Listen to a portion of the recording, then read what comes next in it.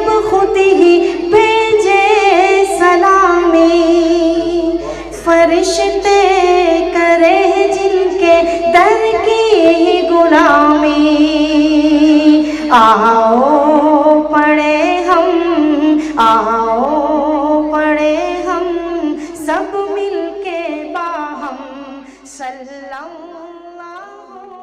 علیہ وسلم۔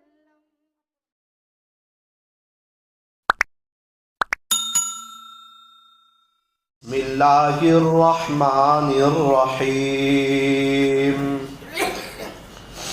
ان الصلاة تنہا عن الفحشاء والمنکر ولذکر اللہ اکبر، صدق اللہ مولانا العظیم۔ وقال رسول اللہ صلی اللہ علیہ وسلم الصلاة عماد الدین، او کما قال علیہ الصلاة والسلام۔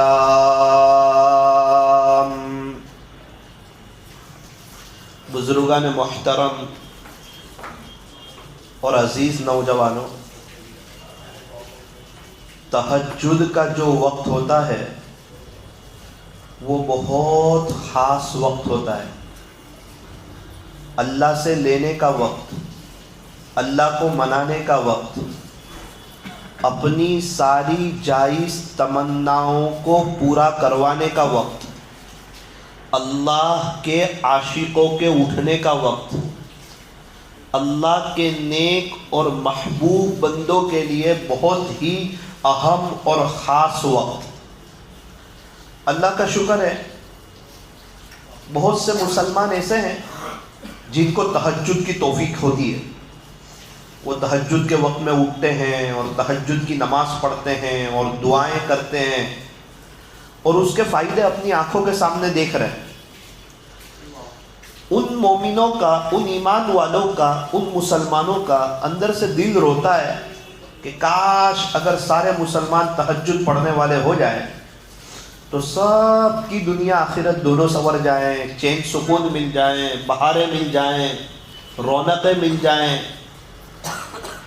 کچھ لوگ ہیں ان کو تہجد کی توفیق نصیب ہے، مسلمانوں کا ایک بڑا طبقہ ہے وہ تہجد کی نماز سے محروم ہے۔ کچھ اہم اور قیمتی باتیں سمجھنے کی ضرورت ہے۔ جو تہجد کی نماز پڑھتے ہیں وہ تہجد کی نماز کا اہتمام کریں، پڑھیں، لیکن کسی کو یہ نہ بتائیں کہ میں تہجد کی نماز پڑھتا ہوں آپ بھی پڑھو، آپ کو فائدہ ہوگا، ایسا نہ بتائیں، کیونکہ اگر وہ یہ کہے گا کہ میں پڑھتا ہوں آپ پڑھو تو پھر اللہ تعالیٰ اس کے پاس سے توفیق چھین لیتے۔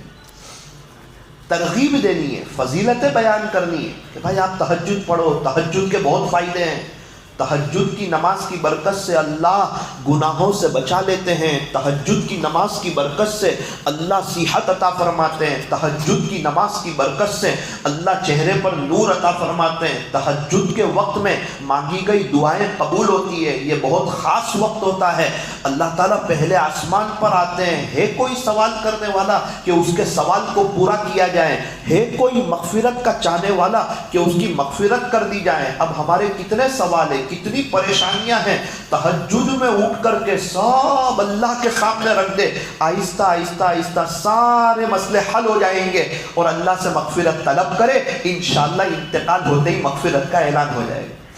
فضیلت بیان کرے، یہ نہ کہیں کہ میں بھی تہجد پڑھتا ہوں آپ بھی پڑھو۔ راجستھان میں ایک بزرگ سے ملاقات ہوئی، ایک اللہ والے سے ملاقات ہوئی، مجھے کہنے لگے مولانا میں روزانہ رات میں مجھے 3:30 بجے کوئی اٹھا دیتا تھا، جب دنیا میٹھی نیند سوتی تھی الحمدللہ میں اٹھتا تھا، تہجد پڑھتا تھا اور مجھے بہت سکون لگتا تھا اور مجھے بہت پیس آف مائنڈ تھا اور میری لائف بہت بیسٹ اور بہترین گزر رہی تھی، کیونکہ اللہ مجھے 3:30 بجے اٹھاتے تھے اور تہجد کی توفیق عطا فرماتے تھے۔ تہجد کی توفیق کئی سالوں تک چلتی رہی۔ ابھی کچھ وقت پہلے، کچھ وقت یعنی بڑا وقت ہو گیا، 2017 میں میں ایک شخص کی تشکیل کر رہا تھا، تہجد پڑھو تہجد پڑھو، پڑھتے پڑھتے میں نے یوں کہہ دیا کہ میں بھی پڑھتا ہوں آپ بھی پڑھو. یہ 2017 سے 2024 آ گیا بولے، وہ دن آج کی گھڑی اللہ نے مجھ سے تہجد کی توفیق چھین لی. اسی لیے ہمیں نیک اعمال کرنا ہے، آخرت کی تیاری کرنا ہے، تہجد کی نماز پڑھنی ہے، لیکن کسی کو یہ نہیں بتانا کہ میں پڑھتا ہوں. اس کی ترغیب دینی ہے، اس کی فضیلت بیان کرنی ہے. اور مسلمانوں کا ایک وہ بڑا طبقہ ہے جو تہجد پڑھنا چاہتا ہے، اس کی چاہت ہے کہ میں تہجد پڑھوں، میرے مسئلے حل ہو جائیں، میری پریشانیاں دور ہو جائیں، مجھے چین سکون مل جائے، میری دنیا آخرت بہترین ہو جائے. ایسا نہیں ہے کہ وہ نہیں چاہتا ہے، لیکن اس کی ایک آواز ہے دل کی کہ بھائی مولانا آنکھ نہیں کھلتی، توفیق نہیں ہوتی. چاہتا تو ہوں، کب پڑھ لیتا ہوں کہ جب جماعت میں ہوتا ہوں، جب رمضان کا مہینہ آتا ہے، جب کوئی دینی بڑی نسبت آتی ہے اس وقت تو میں پڑھ لیتا ہوں، لیکن عام دنوں میں مجھے تہجد کی توفیق ہوتی نہیں ہے. تو اس کا کوئی حل ہے کہ تہجد کی توفیق ہو جائے، تہجد کی نماز ہو جائے؟ فرمایا کہ ہاں. ایک شخص حضرت حسن بصری رحمت اللہ علیہ کے پاس آئے اور آ کر کے کہا کہ حضرت مجھے تہجد کی توفیق نہیں ہو رہی، بہت کوشش کرتا ہوں، وظیفے پڑھتا ہوں، یہ کرتا ہوں وہ کرتا ہوں، میری دل کی چاہت ہے، خلاصہ یہ کہ مجھے تہجد کی توفیق ہوتی نہیں.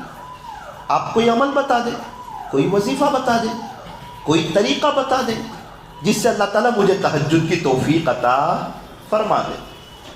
حضرت حسن بصری رحمت اللہ علیہ نے بہت پیاری نصیحت فرمائی. کیا فرمایا؟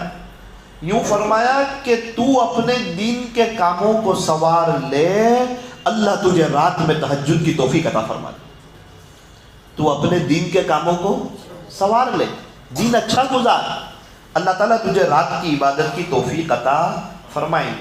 اب جس کا دین بد نظری میں گزرے، جس کا دین غیبت میں گزرے، جس کا دین موبائل کے غلط استعمال میں گزرے، جس کا دن نماز اور قرآن میں سستی اور اللہ کی یاد میں سستی کے ساتھ گزرے، آپ مجھے بتاؤ اس کو رات کی عبادت کی کیسے توفیق ہوگی؟ فرمایا تو اپنے دین کے کاموں کو سنوار لے، پورا دن اچھا گزار، عبادت میں گزار، حلال روزی کے کمانے میں گزار، غیبت میں نہیں، بد نظری میں نہیں، نمازوں کو آگے پیچھے کرنے میں نہیں. تو اپنے دین کے کاموں کو سنوار لے، اللہ تجھے رات میں تہجد کی توفیق عطا فرما دے گی. تو یہ ہر اس مسلمان کے لیے جواب ہے جو تہجد پڑھنا چاہتا ہے لیکن آنکھ کھلتی نہیں ہے. اگر وہ اپنے دین کے کاموں کو سنوارے گا، اللہ اس کو رات کو تہجد کی توفیق عطا فرمائیں گے. یہ رات کی نماز بڑی پیاری نماز ہے، جس کو اس کا مزہ لگ جائے. مرنے کے بعد تو ہر کوئی تمنا کرے گا، انتقال کے بعد تو ہر کوئی افسوس کرے گا کہ یار میں راتیں اللہ پہ فدا کرتا نا، آج میری قبر میں بہت بہاروں میں ہوں. اور جب آخرت کے جو مراحل آنے والے ہیں، میدان حشر قائم ہونے والا ہے اور میرا اعمال نامہ کھلنے والا ہے اور اللہ کو حساب کتاب دینا ہے، اس وقت جو راتوں میں میری تہجد آتی نا، میرے رب کو ضرور رحم آتا میرے اوپر. اور امید ہے کہ آخرت میں تہجد گزاروں میں میرا بھی حشر ہوتا، تہجد پڑھنے والوں. لیکن وہ انتقال کے بعد کا افسوس رونا کچھ کام آتا نہیں. ماں باپ چلے گئے، اب رو رہا ہے، اب افسوس کر رہا ہے، کاش میرے ماں باپ ہوتے تو یہ کرتا وہ کرتا، ان کی ایسی خدمت کرتا. جناب آپ جتنا بھی افسوس کر لیں، اب ماں باپ لوٹ کے آنے والے ہیں نہیں. اصل تو وہ جب ہیں اسی وقت کچھ کر لینا تھا.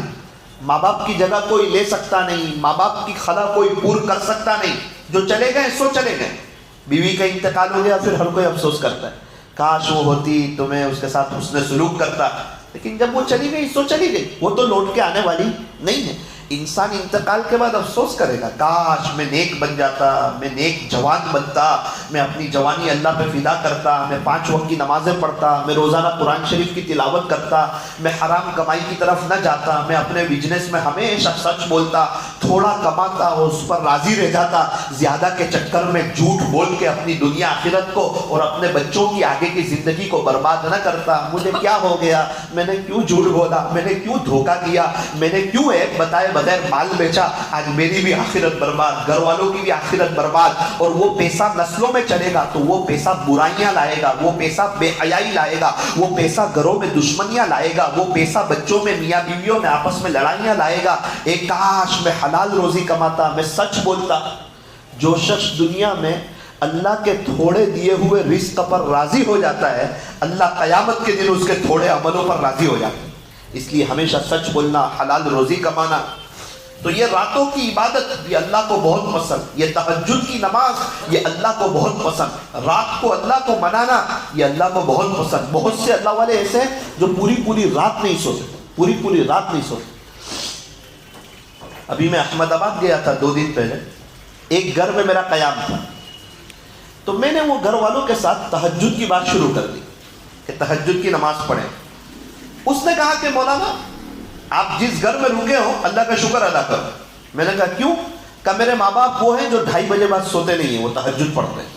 کبھی 1:30 بجے اٹھ جاتے ہیں, کبھی 2 بجے اٹھ جاتے ہیں, کبھی 2:30 بجے اٹھ جاتے ہیں. یہ راتوں کی عبادت کے شوقین ہیں. یہ ماں باپ اللہ اس کے رسول کے دیوانے ہیں.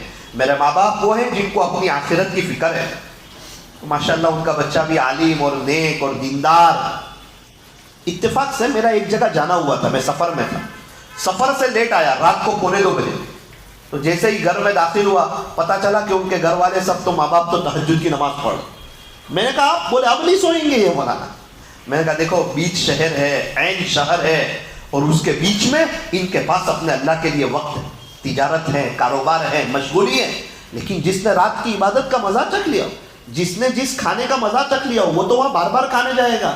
جس نے جس آئس کریم کا مزہ چکھ لیا وہ تو بار بار آئس کریم کھانے جائے گا. جس نے جس جگہ کی چائے کا مزہ چکھ لیا وہ تو بار بار چائے پینے جائے گا. جس نے جس دوستوں کی کمپنیوں کا مزہ چکھ لیا وہ تو ان کمپنیوں میں بار بار جائے گا. اور جس نے رات میں تہجد کا اور قرآن شریف کی تلاوت کا مزہ چکھ لیا وہ تو بار بار رات میں تہجد پڑھے گا اور قرآن شریف کی تلاوت کرے. اللہ کرے ہم یہ مزے چکھیں, ہم نمازوں کے مزے چکھیں, ہم قرآن شریف کی تلاوت کے مزے چکھیں, ہم اللہ کو راضی کرنے کے مزے چکھیں. صحابہ نے یہ مزے چکھے تھے. ایک صحابی رات میں قرآن شریف پڑھتے ہوئے رو رہے تھے, گریا تاری ہو گیا قرآن شریف کی تلاوت کرتے کرتے رات میں. صبح میں پیارے نبی صلی اللہ علیہ وسلم کی خدمت میں حاضر ہوئے. اللہ کے نبی صلی اللہ علیہ وسلم نے ارشاد فرمایا تمہارے رات کے رونے نے اللہ کے فرشتوں کو رلا دیا. اللہ اکبر. کیا وہ قرآن کی تلاوت ہوگی, اور کیا وہ لذت ہوگی, اور کیا وہ مٹھاس ہوگی.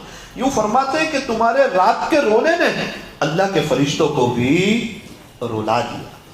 اللہ کرے کہ وہ مزہ ہمیں بھی نصیب ہو. ہم قرآن شریف پڑھ رہے ہو, آنکھوں میں آنسو آ رہے ہو کہ یار آج میرے ہاتھ میں میرے رب کا قرآن ہے. ابھی تک میرے ہاتھ میں موبائل تھا, ابھی تک میرے ہاتھ میں اخبار تھا, ابھی تک میرے ہاتھ میں نیوز تھا, ابھی تک میرے ہاتھ غفلتوں میں تھے. آج یہ اللہ کا قرآن یہ آج میرے ہاتھ میں ہے اور مجھے اس کے پڑھنے کی توفیق نصیب ہو رہی ہے. یہ اس بات کی علامت ہے کہ اللہ تعالیٰ مجھ سے خوش ہے, اللہ تعالیٰ راضی ہے. یہ قرآن کی برکت سے اللہ تعالیٰ عزتیں عطا فرماتے ہیں, برکتیں عطا فرماتے ہیں, راحتیں عطا فرماتے ہیں. حضرت فاطمہ الزہرا رضی اللہ عنہ, سردیوں کی لمبی رات ہے, عشاء کی نماز کے بعد 2 رکعت نفل نماز کی نیت باندھی. اب پڑھنے میں مزہ آئی. ہم لوگ پڑھتے 15 منٹ 20 منٹ, حد ہو گئی تو 1 گھنٹہ 2 رکعت. وہ تو قرآن پڑھتی رہی, مزہ ہی ایسا آیا, لذت ہی ایسی آئی, پتہ ہی نہ چلا. سلام پھرایا تو دیکھا کہ یہ تو صبح صادق ہونے کے قریب ہے. وہ 2 رکعت میں 8-9 گھنٹے سب گزر گئے, پتہ نہ چلا. یہاں تک کہ وہ دعا میں رونے کے لیے بیٹھ گئی اور کہنے لگی اللہ آپ کی راتیں کتنی چھوٹی ہے, میری 2 رکعت میں آپ کی ساری راتیں ختم ہو جاتی ہیں. اللہ. اور ساری رات میں ہمیں 2 منٹ کی 2 رکعت پڑھنے کی توفیق نہیں ہوتی. اور یہ حضور صلی اللہ علیہ وسلم کی بیٹی ہے, اس کو پوری رات کے چھوٹا ہونے کا شکوہ تھا کہ اللہ آپ کی رات ہے, سردیوں کی لمبی رات ہے جیسے ابھی لمبی رات ہے. اللہ کرے کہ ہم کوئی 3:30 پونے 4 بجے کا الارم رکھ کے وضو کر کے 2-4 رکعت پڑھ کے دعا کر کے 10 منٹ میں واپس سو جائیں. لیکن اپنی طلب بتائیں, قبر کی پہلی رات آنے والی ہے, اللہ سے ملاقات ہونے والی ہے. کیوں پریشان رہنا, کیوں بے چین رہنا. گھر چھوٹا ہے, بچے نافرمان ہیں, کاروبار میں برکت نہیں ہے, حج عمرے کے راستے نہیں کھل رہے, کچھ سمجھ میں ہی نہیں آ رہا. ہم نے یہ علاج کروا لیا, یہ عامل کے چکر, وہ عامل کے چکر. ارے سب ایک طرف رکھو, تہجد پڑھو, اللہ آپ کو کسی کا محتاج نہیں کرے گا.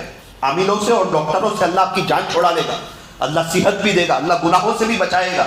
بہت سے لوگ کہتے ہیں ہم کو گناہوں سے بچنا ہے, کیسے بچے؟ تہجد پڑھو, اللہ بچائے گا. بہت سے لوگ کہتے ہیں مولانا صحت چاہیے, یہ جم جاؤں وہ جم جاؤں. ارے جو جم جانا ہو جا, لیکن جم جانے والے ایک بات کا خیال رکھیں کہ وہ جم صحیح نیت سے جائیں, اس نیت سے نہیں جائیں کہ جم جائیں گے باڈی بنے گی, لوگ دیکھیں گے اور واہ واہ کریں گے اور تعریف کریں گے کہ کیا باڈی ہے اور کیا فٹنس ہے, اور کبھی موقع ملا تو اس کو ماروں گا اس کو ماروں گا, اور دکھلاوا ہوگا, شوشہ ہوگا, اور وہ جم میں گانے بج رہے ہیں. ایسی باڈی کا کیا فائدہ جس باڈی سے آخرت برباد ہو رہی. ایسی جم میں جانا جہاں گانے نہ ہو. انسان کو جانا چاہیے, ورزش کرنی چاہیے, چلنا چاہیے, منع نہیں ہے, لیکن ایسی جگہ جم کرنا جہاں گانے ہو, جہاں اللہ کو ناراض کیا جا رہا ہو. ایک تو قرآن شریف پڑھنے کی توفیق نہیں ہو رہی, الٹا گانے سننا, یہ دنیا آخرت کو برباد کرنے والی چیز ہے. جم جانا ہے, صحیح نیت سے جانا ہے.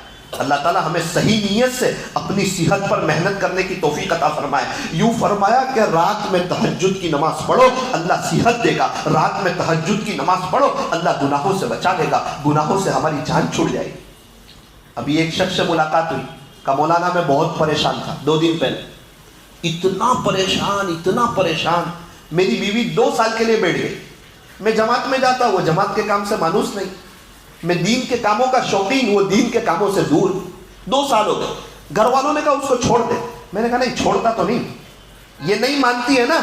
چلے میں جاتا ہوں 40 دن, سنا ہے اللہ کے راستوں کی دعائیں قبول ہوتی, وہاں جا کے اللہ کو منا کے آتا ہوں.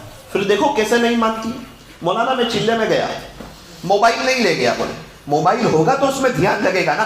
اب میں تو جب جا ہی رہا ہوں تو دنیا سے ہٹ کٹ کے ایک اللہ سے جڑنے کے لیے جا رہا ہوں. چلے میں چلا گیا اور اللہ تعالیٰ سے دعا کی کہ پیارے اللہ, چلے میں آیا ہوں, روزانہ تہجد پڑھنا چاہتا ہوں. مولانا 2:45 بجے اللہ سے دعا کرتا, اللہ میرے پاس موبائل بھی نہیں ہے, میرے پاس الارم بھی نہیں ہے, اور میں آپ کو لینے کے لیے آیا ہوں. رب کریم رات میں مجھے 2:45 بجے اٹھا دینا. مولانا این 2:45 بجے 2:45 کو میری آنکھ کھلتی تھی, پتہ نہیں کوئی اٹھا دیتا تھا. اللہ کی مدد آتی تھی, کیونکہ میری نیت سچی تھی, میرا دل سچا تھا, اور میری طلب سچی تھی. میں تہجد پڑھنا چاہتا تھا, اور تہجد پڑھ کے میں تہجد میں 5 پارے پڑھتا تھا. مولانا 2:45 کو اٹھ جاؤں, 3 بجے پڑھنا شروع کروں, 3 سوا 3 کو 5 پارے. یہ چلے میں نے 5 یا 6 قرآن تہجد میں ختم کیے اور اللہ سے دعا کی. میں گھر آیا, دوسرے دن میرے سسرال سے فون آیا کہ آپ کی بیوی کو لے جاؤ. کوئی بیٹھک نہیں, کوئی مسئلہ نہیں, اگر تو نہیں مانتی تو میں اللہ کو منا لیتا ہوں. اللہ اکبر. یہ وہ تہجد ہے, یہ بڑے بڑے مسئلوں کو حل کروا دیتی ہے. تہجد کی نماز یہ اللہ سے لینے کا ذریعہ ہے. تہجد کی نماز یہ اللہ کو منانے کا ذریعہ ہے. کیا کریں کہ تہجد کی توفیق ہو جائے؟ فرمایا دین کے کاموں کو سنوار لو, اللہ رات کو تہجد کی توفیق عطا فرما دے گے. آپ کا اجتماع ہے سورت کا, اجتماع میں شریک ہونے کی کوشش کریں. ہمارے یہاں بہت سے لوگ صرف بیان میں جاتے اور آ جاتے ہیں.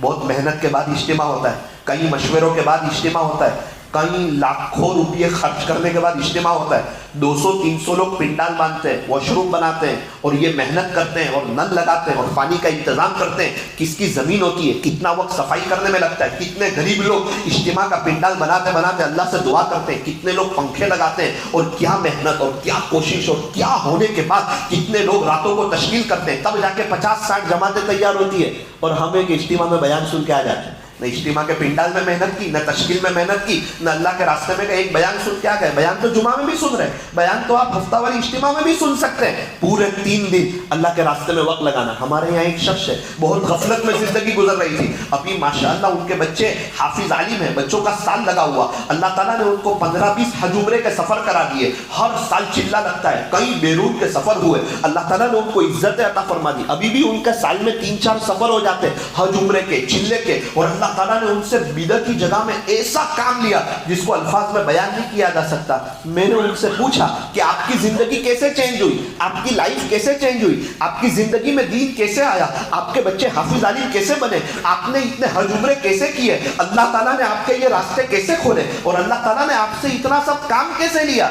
مولانا میری غفلت میں زندگی گزر رہی تھی, ایک اجتماع تھا, اس میں شریک ہو گیا. پورے اجتماع میں کوئی بات میرے دل پہ نہیں لگی. حضرت مولانا اسماعیل صاحب گودرا دامت برکات ان کی دعا تھی, وہ دعا میرے دل پہ لگ گئی کہ یار یہ لوگ ہمارے لیے تڑپتے ہیں, یہ لوگ ہمارے لیے روتے ہیں, یہ لوگ ہمارے لیے کوشش کرتے ہیں اور ہم دین سے دور ہیں. بس اس کے بعد میری لائف چینج ہوئی, گھر میں دین آیا, اللہ کے راستے میں جانا شروع کیا, بچوں کو حافظ عالم بنایا, ان کو سال لگوایا اور یہ بدعتی علاقے میں محنت شروع کی اور جم کے مانگ کے آیا, اللہ بار بار حج عمرے میں جانا چاہتا ہوں. آپ دیکھیے اللہ تعالیٰ نے میرے راستے کھول دیے, چیلے لگوائے, بیرون کا سفر کروایا, عزتیں دی, اللہ نے اولاد کو نیک بنایا. آپ دیکھیے اللہ نے شاندار مکان دیا, گاڑی دی, اب مجھے کوئی چیز کی کمی نہیں ہے. زندگی کہاں چینج ہوئی؟ اجتماع, دعا دل پہ لگ گئی. اللہ کرے ہم بھی پورے 3 دن کے لیے جائیں اور اپنی طلب اللہ کو بتائیں کہ اللہ میں اجتماع کے لیے کچھ نہ کر سکا لیکن 3 دن فارغ کر کے میں آپ کے پاس آ چکا ہوں. اللہ تبارک و تعالی ہمارے بیٹھنے کو. تو تہجد کی نماز یہ بڑی اہم چیز ہے. نیت کریں انشاءاللہ اجتماع میں پورا وقت لگائیں گے اور تہجد کی نماز کا اہتمام کریں گے. اللہ کے راستے میں نکلنے والوں کو اللہ تعالیٰ چین سکون عطا فرماتے ہیں. بہت سے لوگ چین سکون کے لیے پریشان ہیں, ان کے پاس سکون نہیں, اطمینان نہیں, اور جو اللہ کے راستے میں جاتا ہے اللہ تعالیٰ اس کو سکون عطا فرماتے ہیں. اصل میں سکون اللہ کی یاد میں ہے, اللہ کے ذکر میں ہے. یہاں انسان ہوتا ہے غفلتوں میں ہوتا ہے, کاروبار میں ہوتا ہے, مشغولی میں ہوتا ہے, گھر کے کام کاج, یہ کام وہ کام, اور جماعت میں جاتا ہے تو 4 گھنٹے تعلیم ہوتی ہے, 5 وقت کی نماز ہوتی ہے, نمازوں کے بعد ایمان یقین کا مذاکرہ ہوتا ہے, صبح و شام کی تسبیح ہوتی ہے, قرآن کا حلقہ لگتا ہے, کھانے سے پہلے کی دعا, سونے سے پہلے کی دعا, پورا دن عبادت میں, مسجد میں, اللہ کے گھر میں. یہاں بہت کم وقت مسجد میں دیتا ہے, سب سے اخیر میں آتا ہے, سب سے جلدی چلا جاتا ہے. اور جماعت میں ماشاءاللہ پورا وقت وہ مسجد میں, اور مسجد میں فرشتوں کا ماحول ہوتا ہے, اس کو فرشتوں کی صحبت ملتی ہے, فرشتے نیکی کے کام کرتے, گناہ نہیں کرتے. یہ اگر صحیح اصول اور آداب کے ساتھ وقت لگاتا ہے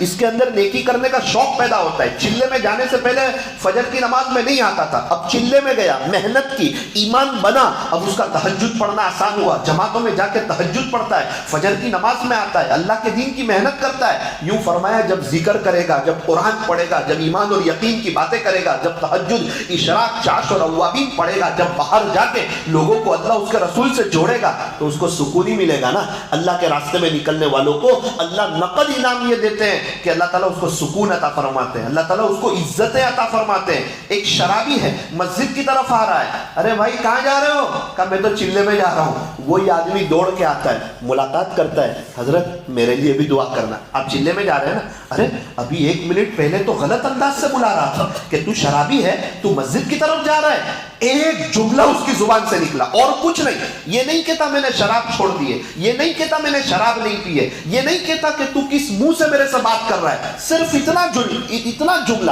بھائی میں چلے میں جا رہا ہوں, اور اس کے دل میں اللہ تعالیٰ نے عزتیں ڈال دی, اللہ نے محبت ڈال دی. وہ سامنے سے آ کے کہتا ہے بھائی میرے لیے بھی دعا کرنا. تو یہ وہ کام ہے, اس کی برکت سے اللہ تعالیٰ عزتیں عطا فرماتے ہیں. اللہ کے راستے میں نکلنے کی برکت سے اللہ برکتیں عطا فرماتے ہیں. چلہ 10,000 میں چلہ لگ جاتا ہے, 8,000 میں چلہ لگ جاتا ہے. جہاں جاتے ہیں وہاں والے متوجہ ہو جاتے ہیں. کوئی کہتا ہے ہماری چائے کی دعوت, کوئی کہتا ہے ہمارے کھانے کی دعوت. مولانا وہ تو دعوت آتی ہے, ارے آپ بزنس کے لیے جاؤ, کوئی کسی کو پانی کا پوچھتا ہے کیا, کوئی کسی کو چائے کا پوچھتا ہے کیا, کوئی کسی کو مسجد میں سونے دیتا ہے کیا؟ یہ مسجد بزنس والوں کے لیے. کہا نا, اللہ کے راستے میں نکلنے والوں کے لیے مسجدیں کھلی ہیں, اللہ کا گھر کھلا ہے. ہم اگر کسی سے ناراض ہو نا, ان کو اپنے گھر میں نہیں سلاتے.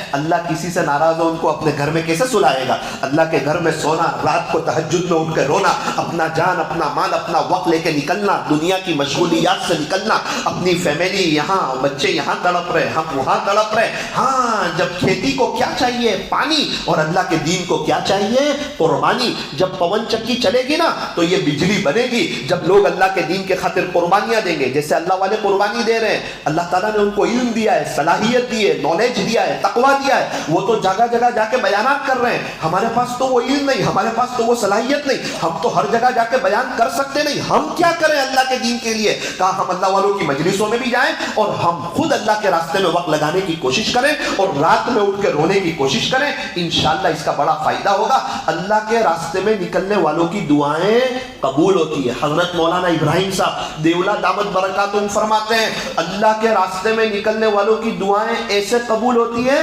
جیسے بنی اسرائیل کے نبیوں کی دعا قبول ہوتی ہے. وہ شخص جس نے مجھے کہا نا کہ میری بیوی نہیں آ رہی تھی اور میں نے چلے میں گیا اور 5-6 قرآن तहज्जुद में पढ़े और अल्लाह से दुआ की और दूसरे दिन मेरी बीवी आ गई, उसने कहा मौलाना अल्हम्दुलिल्लाह मेरा ईमान कैसे बना आपको बताऊं, ईमान बनने की इब्तिदा कैसे हुई। मैंने कहा कैसे हुई, कहा मैं चिल्ले में गया, पहला ही दिन एक साथी को ले गया, घर वालों ने कहा कि ये नया साथी है इसका ध्यान रखना। मैंने कहा मैं भी नया हूँ। बोले तेरी हिफाजत में इसको भेजते हैं। मेरी हिफाजत में ना भेजो, अल्लाह की हिफाजत में भेजो, मैं खुद अल्लाह की हिफाजत में जा रहा हूँ, मैं क्या इसकी हिफाजत करूँगा, मैं नया साथी हूँ।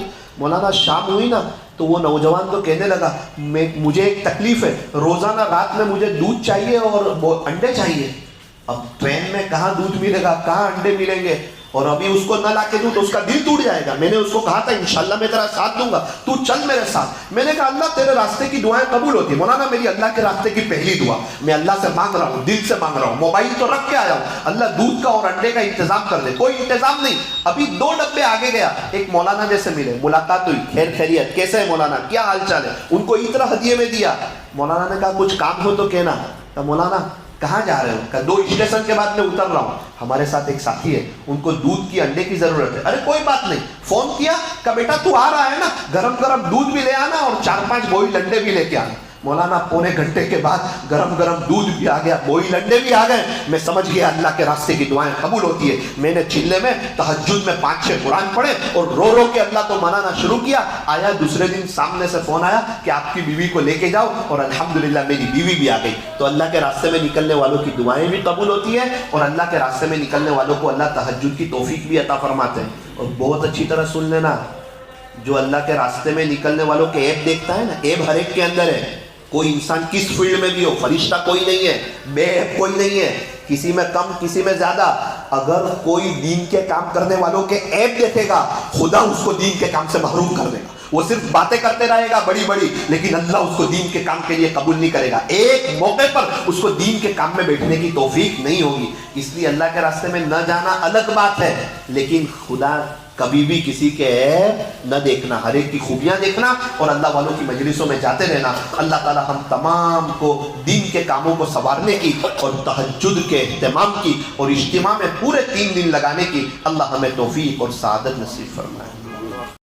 सल्लल्लाहु अलैहि वसल्लम।